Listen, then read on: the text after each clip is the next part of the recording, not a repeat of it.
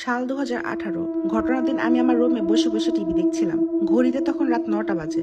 উল্লেখ্য, আমাদের বাড়িটা একটু নির্জন, আর প্রতিবেশীদের বাড়িও আমাদের বাড়ি থেকে বেশ খানিকটা দূরেই। তো মূল ঘটনায় আসা যাক। সেদিন এক বিশেষ কারণে আমার বাবা মা আমাকে বাসায় একা রেখে খালামণিদের বাসায় গিয়েছিলেন। খালামণিদের বাসা আমাদের বাসা থেকে প্রায় 30 মিনিটের পথ। আমি সাধারণত ভূতে বিশ্বাস করি না, তাই আমি বাসায় একাই ছিলাম, কারণ রাতেই তাদের ফিরে আসার কথা ছিল। টিভি দেখতে দেখতে মনে হলো আমার পাশের রুমের দরজা ধপ করে শব্দ করে খুলে গেল। আমি সোফা থেকে উঠে রুমটির কাছে গেলাম শব্দের উৎস খুঁজতে, কিন্তু ওখানে গিয়ে আমার মনে পড়লো যে এই রুমের দরজা তো খোলাই থাকে, তাহলে দরজা খোলার শব্দ এলো কোথা থেকে। মনে মনে একটু ভয় পেলাম, কিন্তু পরক্ষণে নিজেকে সামলে আবার টিভি দেখতে চলে গেলাম। টিভি দেখতে দেখতে হঠাৎই জানালায় চোখ পড়লো। জানালাটি কাচের হওয়াতে বাইরের সবকিছু পরিষ্কারভাবে দেখা যাচ্ছিল। আমি কিভাবে জানলায় পর্দা দিতে গিয়ে দেখলাম কুকুর আকৃতির একটা প্রাণী খুব জোরে মাটি খুঁড়ছে। আমি ভয়ে ভয়ে পর্দা টানতেই যাব, তখনই দেখলাম প্রাণীটি খুব দ্রুত বেগে জানলার দিকে দৌড়ে আসছে। মনে হচ্ছিল একটা জানালা ভেঙে একদম ঘরের ভিতর ঢুকে যাবে। এই অবস্থায় আমি খুব দ্রুত পর্দা দিয়ে জানলার কাছ থেকে চলে আসলাম। ঘরের মেইন দরজার কাছে গিয়ে দরজা খুব ভালো মতো আটকে দিলাম। এরপর প্রতিটি রুমের দরজা লক করে আমার রুমে গেলাম। তবু এক অজানা ভয় যেন আমাকে ঝেঁকে ধরলো। তাই আমি আমার রুমের দরজাও লাগিয়ে দিয়ে বিছানা উঠে বসলাম। হঠাৎই মনে হলো আম্মুকে একটা কল করে জেনে নিই তাদের বাসায় ফিরতে কত রাত হবে। ফোন হাতে নিয়ে দেখলাম ব্যাটারি ডাউন। ফোনের চার্জার খুঁজে ফোন চার্জে বসাতে দেখি ভোল্টেজ আপ ডাউন করছে। ভয়ে ভয়ে চার্জার খুলে পাশে রেখে দিলাম। তখনই দেখলাম ফোন হঠাৎ করে ভাইব্রেট করছে।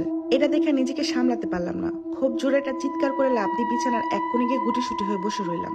ফোনটি ততক্ষণে ছুঁড়ে আমি ফ্লোরে ফেলে দিয়েছি, যার ফলে ফোনের বিভিন্ন অংশ খুলে ছড়িয়ে ছিটে পড়ে আছে। ফোন ছাড়া এখন আমি কিভাবে আম্মু আব্বুর সাথে কথা বলবো, এটা ভাবতে আমার ভয় যেন আরো বেড়ে গেল। ঘড়িতে তাকিয়ে দেখি রাত 1টা বাজে, এখনো সকাল তো অনেক দেরি। আম্মু আব্বু কখন আসবে তাও জানি না। এতটা সময় আমি একা কিভাবে থাকবো, এসব ভাবতে ভাবতে পাশের রুম থেকে শুনতে পাই মেয়েলি কণ্ঠে কেউ গুনগুন করে খুব অদ্ভুত একটা গান গাইছে। কণ্ঠটা শুনে মনে হলো একটা কোনো যুবতী মেয়ে গাইছে, তবে খুব ভারী গলায়। ধীরে ধীরে গানের তীব্রতা যেন বেড়েই চলেছে। কিছুক্ষণ পর মনে হলো আমার রুমের ঠিক বাইরে দাঁড়িয়ে যেন মেয়েটি গান গাইছে। আমি একটু মনোযোগ দিয়ে সবটা শোনার চেষ্টা করতে হঠাৎ গান গাওয়া বন্ধ হয়ে গেল। আর ততক্ষণে মনে হলো আমার রুমের দরজা বাইরে থেকে কেউ খুব জোরে ধাক্কা দিচ্ছে।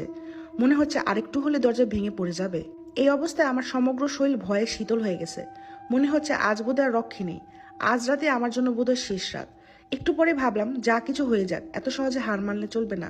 তাই নিজের ভিতরে সাহস সঞ্চার করে জোরে জোরে আয়াতুল কুরসি সহ যত দোয়া দুরুদ পারি সব পড়তে লাগলাম।